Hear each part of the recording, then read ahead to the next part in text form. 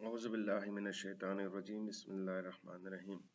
अस्सलाम वालेकुम क्लास। आज जो है सेकंड चैप्टर स्टार्ट हो रहा है और सेकंड चैप्टर का जो टाइटल है वो रिसर्च मेथोडोलॉजीज ही है। और बेसिकली जो रिसर्च मेथोडोलॉजीज हैं ये इन इटसेल्फ जो है ये खुद से एक सब्जेक्ट है और जिसको आप जो है वो आगे जाके इसको आपने पढ़ना है आपके जो एमफिल लेवल में या आप क्लिनिकल फार्मेसीज में जब आप आगे जाएंगे तो आपको ये दोबारा बताया जाएगा।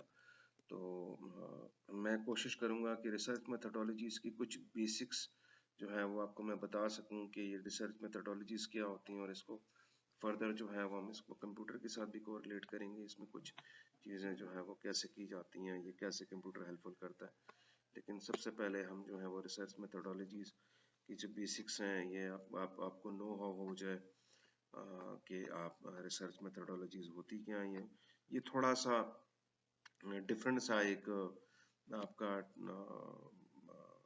ये आपका स्टार्ट में जो बिल्कुल सिंपल आ रहा था तो थोड़ा सा यहाँ पे डेफिनेशंस हैं, कुछ टेक्निकल वर्ड्स जो होती हैं, ये कुछ चीज़ें आप ऑलरेडी जानते भी होंगे, शायद हो सकता है आपने इसको देखा भी किया हो या देखा हो। तो या जो है वो इसको स्टार्ट करते हैं। तो रिसर्च मेथोडोलॉजीज होती हैं बेसिकली, रिसर्च मेथोडोलॉजीज वो होती हैं जो आपकी रिसर्च को हेल्पफुल करती हैं डिफरेंट मेथड्स के साथ। क्योंकि रिसर्च है, रिसर्च के बाद आपके पास एक वर्ड यूज हो रहा है, वो मेथोडोलॉजीज हैं। कुछ डिफरेंट मेथोडोलॉजीज को यूज करते हुए आप अपनी रिसर्च को कितना रिफाइन कर सकते हैं, कितना फ्रूटफुल कर सकते हैं। सबसे पहले रिसर्च क्या है, तो रिसर्च को अगर मैं दो हिस्सों में डिवाइड करूं तो री देन सर्च कि आपने जो सर्च पहले ही हुई थी, एक चीज मौजूद थी, एक आपके पास रिजल्ट में, आप उसको दोबारा से रिसर्च करना चाहते हैं, दोबारा से आप उसको देखना चाह रहे हैं with the different technologies, with the different samples, with the different variables. आप जो है वो उसको यूज करना चाह रहे हैं डिफरेंट इन्वेस्टिगेशन के साथ और आप उसको और फ्रूटफुल यूज लेना चाह रहे हैं। तो ये जो चीजें होती हैं इसको जो है वो रिसर्च कहते हैं। और आपकी इसी तरह with the help of research आपकी जो टेक्नोलॉजीज हैं वो आपकी आइदर कंप्यूटर की हैं या आपकी फार्मास्यूटिकल हैं, वो जो है वो आपकी इम्प्रूव से इम्प्रूव तर होती गई है और अभी आपके पास जो है वो रिफाइन फेज में मौजूद है। और इससे भी फर्दर जो है वो आपकी काफ़ी सारी चीज़ें जो है वो होती जा रही हैं। तो research take place with the purpose of acquiring knowledge to contribute to further investigate or process to inform action, to prove theory or a research result, to produce fruitful experience. The research must be have of a high quality. आप जो है वो कोई भी चीज करना चाह रहे हैं, पर्पस है उसमें, किस चीज का आप उसको फर्दर देखना चाह रहे हैं, उसकी जो थ्योरी आप आपके पास किसी ने एक रिजल्ट दिया, आप उसको देखना चाह रहे हैं, उसको प्रूफ करना चाह रहे हैं या आप उसको चैलेंज करना चाह रहे हैं। तो ये चीजें जो आपके पास रिसर्च में आती हैं। उसके बाद जो है research is a way to build knowledge. आप जितनी चीज को दोबारा से बार बार देखते चले जाएंगे तो आपके पास नॉलेज जो है इजाफा होता चला जाएगा। It builds, it helps to build confidence and positivity, try to and opportunities. Yes, ये बहुत ज़रूरी बात है कि जैसे जैसे आप फर्स्ट टाइम आप रिसर्च जब करेंगे तो आप आपके पास हो सकता है कि के पास जो टेक्निक मौजूद हो वो काफ़ी बेहतर हो, या आपके पास जो सैंपल्स हों वो काफ़ी अच्छे हों, आपके पास जो डाटा इनपुट मौजूद था वो काफ़ी अच्छा था, लेकिन आप उसको प्रोसेस सही नहीं कर पाए क्योंकि with the lack of confidence या आपकी पॉजिटिविटी कुछ ठीक नहीं थी, आप कहते हैं जान छुड़ाते हैं। तो ये काफ़ी सारी चीज़ें आपके पास रिसर्च जो होती है वो आपको कॉन्फिडेंस बिल्ड करती रहती है। मतलब फॉर एग्जांपल आप कोई भी चीज़ आप खुद करना चाहते हैं तो आप जब उसको फर्स्ट टाइम करेंगे तो वो इतना कोई अच्छा रिजल्ट नहीं आता उसका। नॉर्मली वो 100% नहीं आता, उसमें थोड़ी सी लैकिंग रहती है। तो अब जब नेक्स्ट टाइम उसको करेंगे डिफरेंट फेज के साथ, डिफरेंट सैम्पलिंग्स के साथ, डिफरेंट वेरिएबल्स के साथ आप जो है वो इनपुट को सॉरी चेंज करते रहते हैं तो वो आपके पास चीजें डिफरेंट से डिफरेंट और अच्छी सी। The research covers not only the education field but it covers the both professional and non-professionals. Even for non-professional, it is meant to acquire knowledge with the help of them to sharpen their skills to survive around intelligence, improve their confidence. यहाँ भी हम अकेले जो हम लोग हैं जो कि प्रॉपर सिस्टम्स के साथ बैठे हुए हैं, जो कि प्रॉपर प्रोफेशनल लोग हैं विद एजुकेशन फील्ड्स के अंदर, वो रिसर्च करते हैं। नो, जो नॉन प्रोफेशनल लोग भी हैं वो भी जो है वो रिसर्च को यूज करते हैं और अपनी जो स्किल्स हैं उसको इम्प्रूव करते रहते हैं ताकि वो सरवाइव कर सकें और उनमें जो है वो कॉन्फिडेंस आती है। मतलब जो नॉन नॉन प्रोफेशनल से मुराद ये है जो कि प्रोफेशनली वो रिसर्चर भी नहीं होते और उन्होंने उनके पास इतनी कोई खास स्किल्स भी नहीं होती, लेकिन वो एक चीज को देखते रहते हैं, उसको जानते रहते हैं और नई नई चीजें बनाते रहते हैं। तो क्या होता है कि उनकी जो स्किल्स हैं वो इम्प्रूव होती रहती हैं और वो अपनी स्किल्स की बेस के ऊपर आपकी सोसाइटी में जो है वो सर्वाइव। प्रॉपर डेफिनेशन है जी आपके पास रिसर्च की। Research is systematic inquiry to describe, explain, predict, and control the observed phenomenon. Research involves the inductive and deductive methods. आपके पास दूसरी definition आती है, research is a well-planned and scientific methods of finding solution to a wide variety of problems. Under the meaning of research, there is an attempt made to obtain a solution to the problem by collecting various types of data, systematic analysis of the multiple aspects of the issues related. Simple words में आप जो है कोई भी problem था आप उसको describe कर सकते हैं, आप उसको एक्सप्लेन कर सकते हैं, उसको प्रिडिक्ट कर सकते हैं, उसकी जो आगे रिजल्ट्स हैं उसको कंट्रोल कर सकते हैं, आप जो है वो कोई सी भी सोल्यूशन जो है वो आप उसको फाइंड कर सकते हैं। तो ये आपके पास रिसर्च थी और उसके बाद research methodology, the techniques or the specific procedure which helps the students or a researcher to identify, choose, process, analyze information about a subject is a research methodology. Research तो आप कोई प्रॉब्लम था आप उसके ऊपर रिजल्ट निकालना चाह रहे हैं, लेकिन रिसर्च मेथडोलॉजी क्या करता है, वो उस एक प्रॉपर आपको स्पेसिफाई करेगा प्रोसीजर, वो आइडेंटिफाई करेगा प्रॉब्लम को, वो उस प्रोसेस को चूज करेगा, उसको एनालाइज करेगा, स्टैटिस्टिकल एनालिसिस करेगा और प्रॉपर इंफॉर्मेशन निकाल के देगा। तो आपके पास ये जो होल प्रोसेस है जो कि हेल्प करता है रिसर्च को, इस प्रोसेस को जो कहते हैं ये है रिसर्च मेथडोलॉजीज। रिसर्च मेथडोलॉजीज हमें और क्या बताती है, how did the researcher reach to decide what data what data should be collected or what data should be avoided। Research methodology researcher को बताती है कि आपके पास बंच ऑफ डाटा है, आपके पास काफी बिग डाटा है आपके पास, तो उसमें उसको कौन कौन सी चीज लेनी चाहिए और किस किस को अवॉइड करना चाहिए, कितना करना चाहिए, कब करना चाहिए, कितना सैंपल लेना चाहिए। फर्दर मैं डेफिनेशंस या ये जो चीजें हैं वो आपके साथ हम डिस्कस करेंगे, तो वो चीजें आपको एक्सप्लेन होती रहेगी। How to collect it, the data collection methods of the research, के डाटा कलेक्शन को कैसे कलेक्ट करना है, इसकी भी स्पेसिफिक चीजें, जैसे आप जो है वो मार्केटिंग करते हैं, आप फॉर्म्स बनाते हैं, आप जो है वो किसी को बेचते हैं, क्वेश्चनियर्स बनाते हैं, ये चीजें आपके पास कि वो कब किससे कनेक्ट करना है, एज फैक्टर उसका क्या हो, वो पढ़े लिखे हो कि वो पढ़े लिखे ना हो, आपकी फील्ड से हो कि नहीं हो, वो आउटसाइड के हो इनसाइड के हैं, तो ये चीजें आपको रिसर्च मेथडोलॉजी बताती रहती है।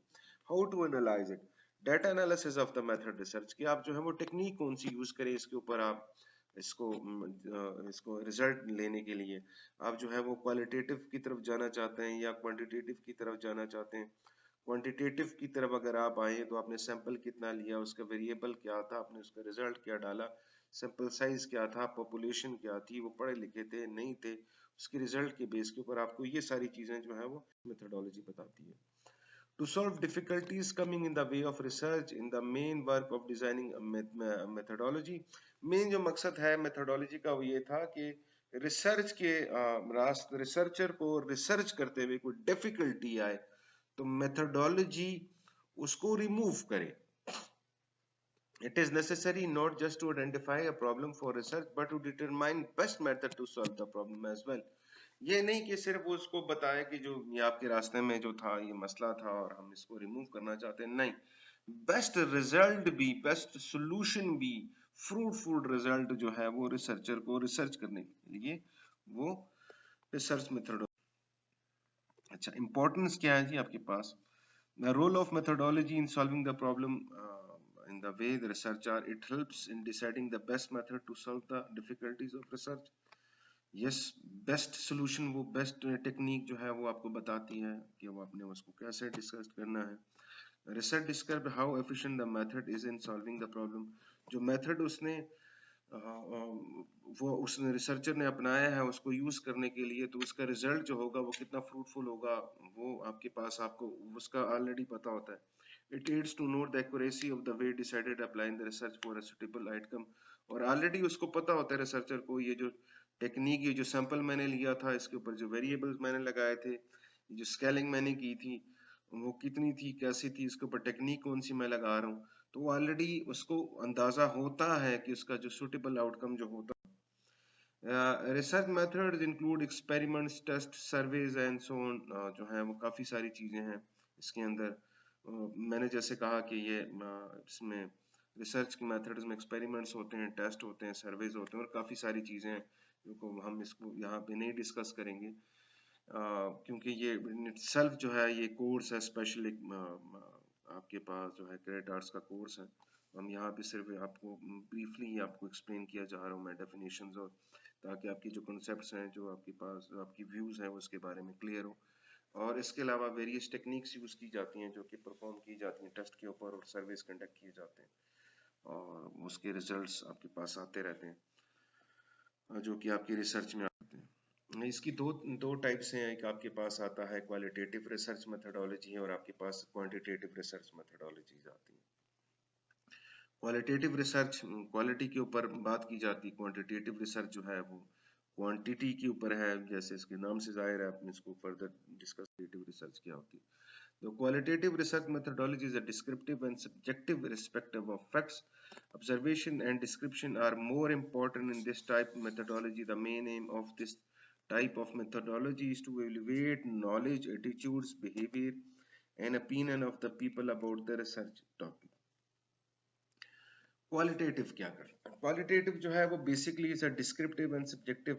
ये आपके पास कोई था किसी चीज के बारे में, कोई मेडिसिन के बारे में आप राय जानना चाह रहे थे, तो आपने क्वालिटेटिव रिसर्च मेथडोलॉजी अपनाई, तो आप क्या करेंगे, आप जाएंगे लोगों के व्यूज लेंगे, उनके बिहेवियर को नोट करेंगे और उनको आप एटीट्यूड्स को देखेंगे और उसके बेस पे आप जो है वो अपना नॉलेज को आप उसको एवेल्युएट करेंगे और उसको नोट डाउन करते चले जाएंगे। तो ये बेसिकली काफ़ी डिफिकल्ट है, सब्जेक्टिव है, आप डिस्क्रिप्टिव है, आप जो है वो जाते हैं लोगों की व्यूज़ को और उनके ओपिनियंस को आप जो है वो वे आउट करें किसी भी फॉर एग्जांपल मेडिसिन ही क्यों ना ही क्यों नहीं। ये बेसिकली ग्राउंडेड रिसर्च होती है आपके पास, आप जो है वो उसके ऊपर आपके जो एनालिसिस जो है वो बेस करता है। और मेन चीज़ जो है आपके पास ये मेथडोलॉजी जो है वो क्वालिटी, आपके पास जो इंफॉर्मेशन आई थी वो कैसी थी। इसको for qualitative research size doesn't matter, it understand feelings, view points and impression.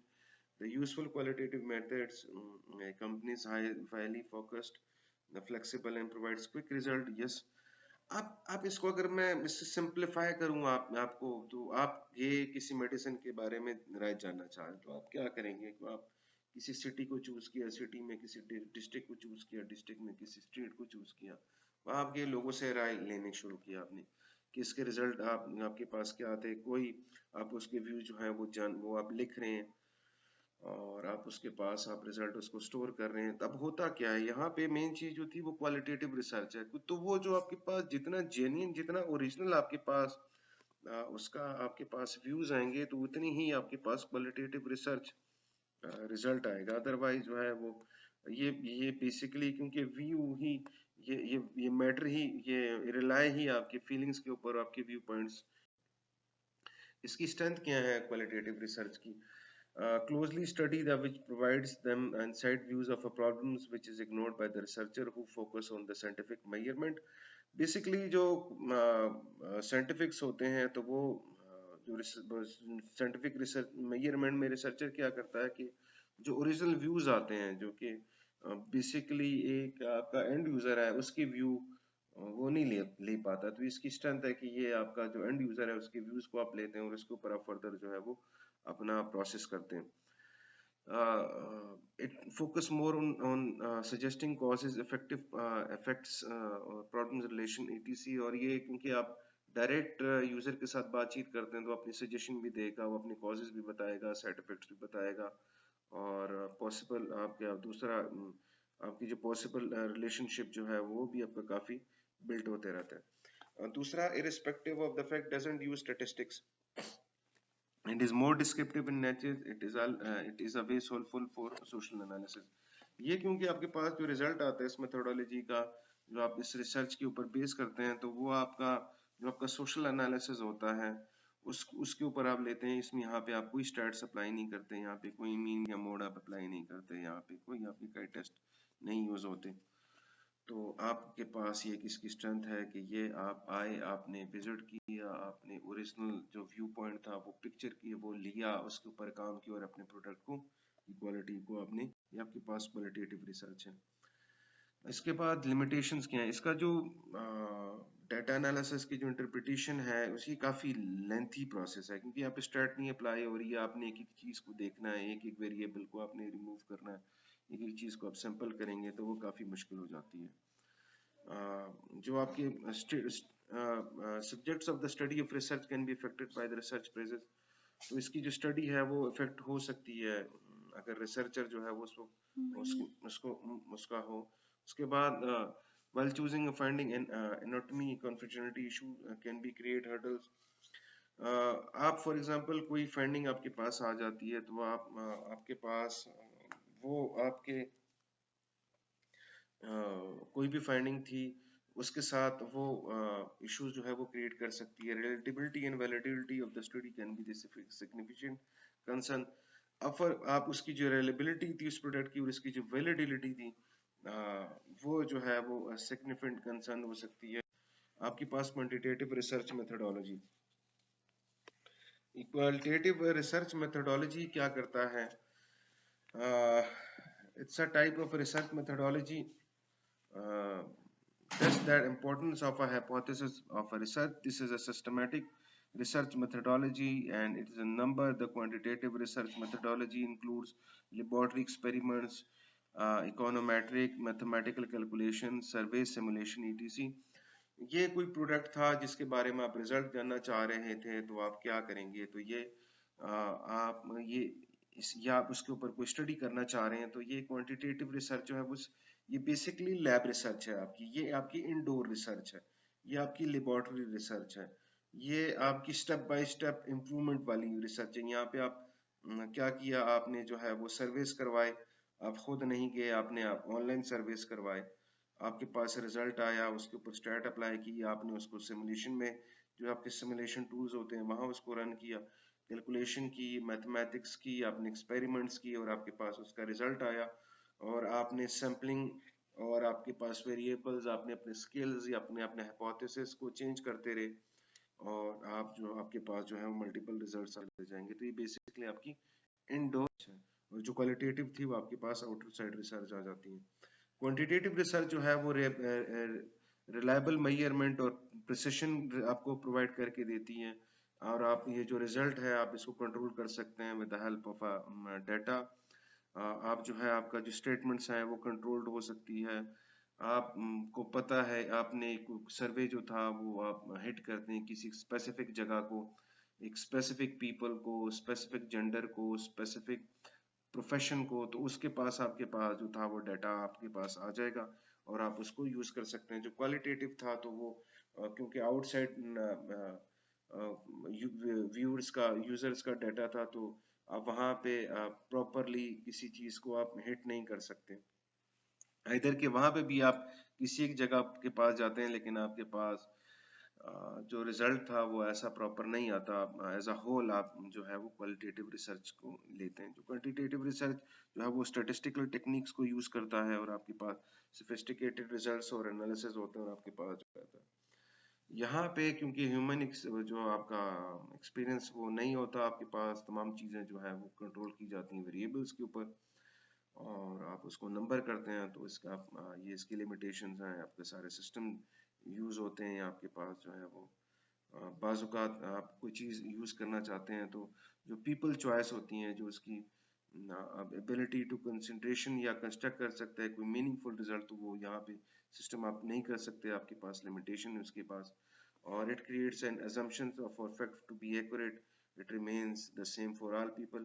For example आपने किसी एक खास सैंपल लिया था पॉपुलेशन का, और उन्होंने आपने उसके बेस के ऊपर अपने रिजल्ट अपना जो था वो अपनी जो रिजल्ट जो आपकी रिसर्च प्रोसेस था वो आपने अप्लाई किया था, और उसका जो रिजल्ट आएगा उस मेथोडोलॉजी, इस क्वांटिटेटिव रिसर्च मेथोडोलॉजी के थ्रू तो आप इसको अप्लाई करेंगे तमाम पॉपुलेशन के ऊपर, तमाम लोगों के ऊपर।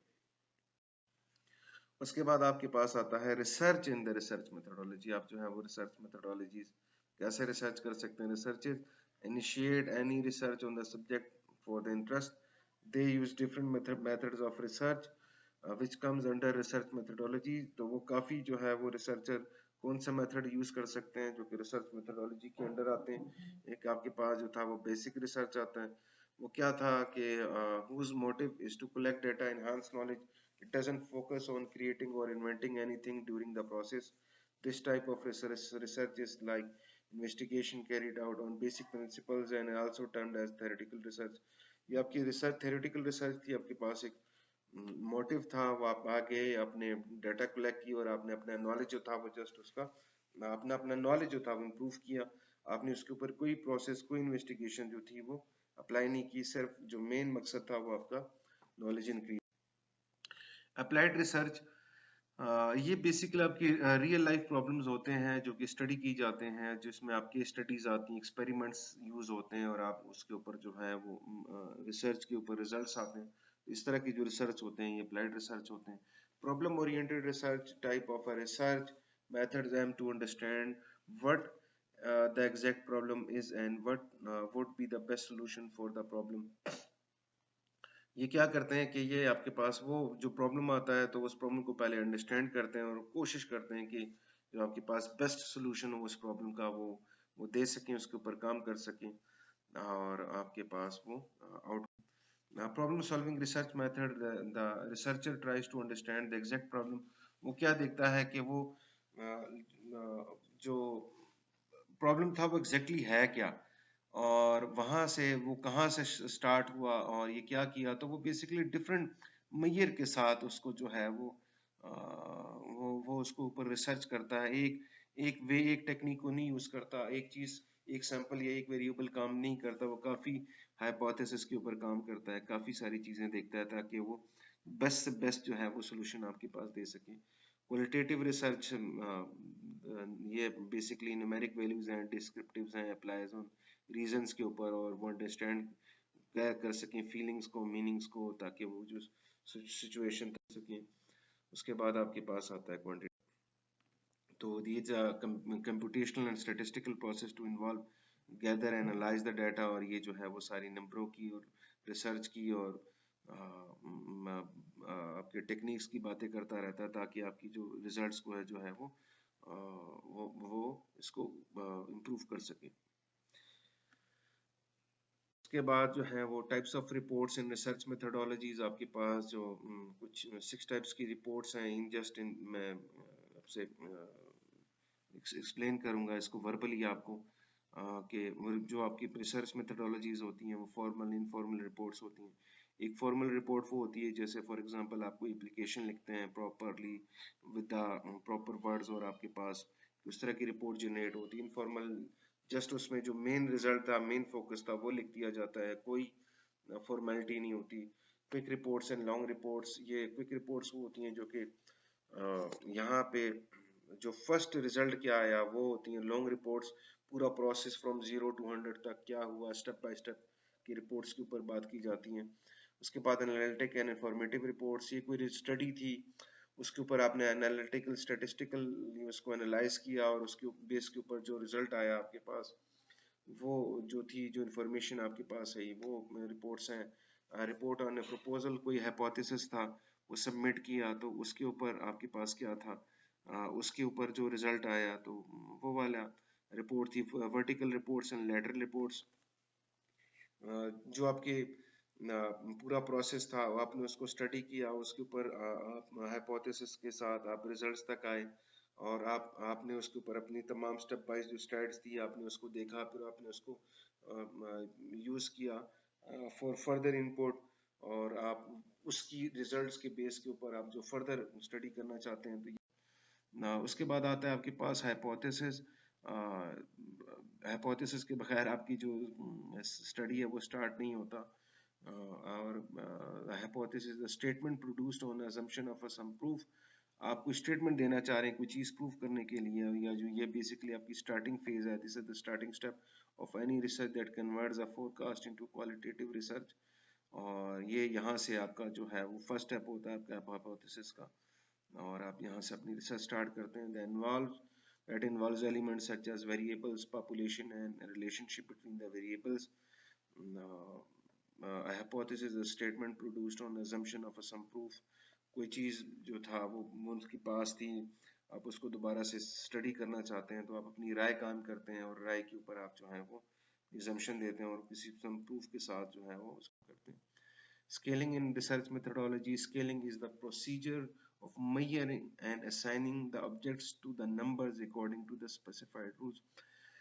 बेसिकली स्केलिंग क्या है रिसर्च मेथोडोलॉजी में, ये आपके मेजर्स हैं, ये आपके वो स्किल्स हैं जो जो जिनको आप यूज़ करते हैं अपने रिसर्च को यूज़ करने के लिए। ये आप क्या करते हैं, स्पेसिफिक नंबर जो है ये वेरी करते हैं, कुछ कुछ तो आपके पास स्टैंडर्ड्स होंगे, कुछ आप अपनी स्केलिंग यूज़ करना चाहते हैं, you are open to use. आप जो है वो जो मेथोडोलॉजी थी, जो काफ़ी सारी रिसर्च क्वालिटी थी, आपने उनको खास नंबर दिया according to the specified rules. Scaling में सबसे पहले आपके पास जो रूल्स हैं वो बहुत ज़रूरी हैं कि वो आपके पास हों, तभी आपके पास जो रिसर्च है वो प्रॉपर होगी और रिसर्च मेथोडोलॉजी आपकी आपको यूज़ कर सकेंगे, अदरवाइज जो आपका रिजल्ट जो होगा वो फुल नहीं होगा। In a research, usually the numbers are assigned to the quantitative traits of the subjects because the quantitative data helps in statistical analysis of resulting data and further facilitates the communication of measurement rules and results. Already मैं explain कर चुका हूँ तो आपके पास भी जो objects थे, जो आपने क्वालिटेटिव ट्रेड्स में जो आपके पास वो चीज़ें थी, आप उसको क्वांटिटेटिव में हेल्प वो चेंज करना चाह रहे हैं, तो आप स्टैटिस्टिकल एनालिसिस के लिए उसको प्रोसेस करने के लिए सेट्स ऑफ रूल्स एंड आप पहले डिफाइन करेंगे और आप उनको कोई स्पेशल नंबर जो है वो असाइन करेंगे as per the specified rules, तब आपके पास जो है वो रिजल्ट आ सकेगा और आप उसको जो है वो मैच कर सकते हैं। आपके पास आ गया variables. A variable in research simply refers to a person, place, thing or a phenomenon that you are trying to measure in some way। किसी चीज के बारे में आप जानना चाह रहे हैं तो आपके पास वो वेरिएबल होगी। Variable is any property, a characteristic, a number, a quantity that increases or decreases over time and can take on different values। तो रिसर्च में किसी चीज के ऊपर आप रिसर्च करना चाहते हैं तो आप उसको वेरिएबल कहते हैं। कोई इंसान हो सकता है, कोई जगह हो सकती है, कोई चीज हो सकती है, उसको आप मेजर करना चाह रहे हैं, मेजर किस तरह चाह रहे हैं वो आप स्केलिंग करना चाह रहे हैं। फिर उसके बाद sampling. Sampling is defined as a smaller set of data that a researcher chooses or select from a longer population or using a predefined selection method. Sampling is a technique of selecting individual members or a subset of a population to make statistical inference from them and estimate characteristics of the whole population। Basically ये वो चीज़ है कि आपके पास जो था वो किसी big data को आपने आपके पास या किसी बड़ी जगह में से एक छोटी सी जगह को आप चूज करते हैं और उसका सैंपल आप लेते हैं, उन लोगों का आप सर्वे करते हैं, उनके आप क्वेश्चनर्स देखते हैं, वहाँ पे आप क्वालिटेटिव और क्वांटिटेटिव रिसर्च अप्लाई करते हैं, उन्हीं लोगों के ऊपर उन्हीं लोग वही उसी जगह को आप वेरिएबल बनाते हैं, उन्हीं का जो है वो आप उस जगह को आप जो है वो सैंपल करते हैं और उसकी आप स्केलिंग करते हैं और स्टैटिस्टिकल एनालिसिस जो है वो। Thank you class. I hope कि आप जो है वो रिसर्च मेथोडोलॉजीज की बेसिक चीज़ें जो इसमें यूज़ होती हैं, जो कि ज़रूरी होती हैं, एज मैंने एक्सप्लेन ही किया, आपको एक प्रोसेस पहले बताया, उसके बाद फिर जो था वो आपको रिसर्च बताई, क्वांटिटेटिव की टाइप्स यूज़ करवाई, रिपोर्ट्स कौन सी कुछ जनरेट होती हैं और आपके पास टेक्निक्स और कौन सी यूज़ होती हैं, और आप रिसर्च को कंडक्ट कर सकते हैं, हाइपोथेसिस आपके पास स्केलिंग होती है, आपके पास जो सैम्पलिंग होती हैं, ये चीज़ें आप यूज़ करते हुए आप जो क्वालिटेटिव या क्वांटिटेटिव जो है वो आप अपनी स्टडी जो है वो यूज़ कर सकते हैं। इन केस आपके पास कोई चीज़ आपको समझ ना आई हो तो आप जो है वो मुझसे पूछ सकते हैं जूम सेशन, और अदरवाइज जो है वो ईमेल और व्हाट्सएप आप मुझसे पूछ सकते हैं। Thank you class.